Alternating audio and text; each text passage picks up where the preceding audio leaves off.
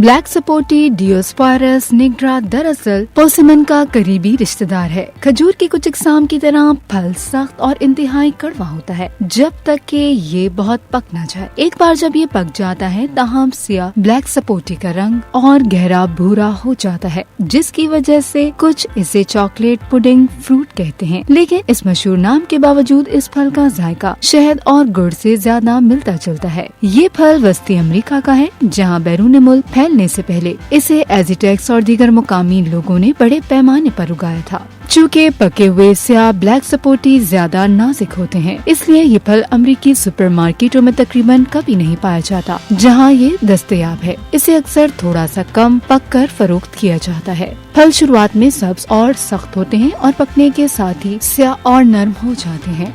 इसको खरीदते वक्त नर्म और गहरे धब्बों के साथ टूटी हुई जल्द वाले फलों से गुरेज किया जाता है। जापानीज फल की तरह काला यानी कि ब्लैक सपोटी कच्चे होने पर इंतहाई कड़वे होते हैं, जिससे मुंह खुश्क होने का एहसास होता है। ब्लैक सपोटे आमतौर पर मौसम सरमा के महीनों में इब्तदाई मौसम बहार तक दस्तयाब होते हैं। ये दरख्त मेक्सिको के इलाकों का है और वस्ती अमेरिका के आसपास माया और एजिटेक्स के जरिए ज्यादा वसी पैमाने पर फैला हुआ है। हिस्पानवी नौआबादियात इस फल को मेक्सिको से पैसिफिक लेके गए और इसे इंडोनेशिया और फिलिपाइन के कुछ हिस्सों में मकबूल किया। आज इन इलाकों के साथ साथ कैरिबियन के कुछ हिस्सों में ब्लैक सपोटी उगाए जाते हैं। ब्लैक सपोटी ताज़ा खाए जाने वाला मजेदार फल है, लेकिन इसकी नरम साख्त और जायके की वजह से इसे मीठे में भी इस्तेमाल किया जाता है। ब्लैक सपोटी में विटामिन सी की मिकदार बहुत ज्यादा होती है। इसमें एक संतरे के मुकाबले में तकरीबन 3 गुना ज्यादा विटामिन सी होता है। इसके अलावा ब्लैक सपोटी में कैल्शियम, फास्फोरस और फाइबर भी पाया जाता है।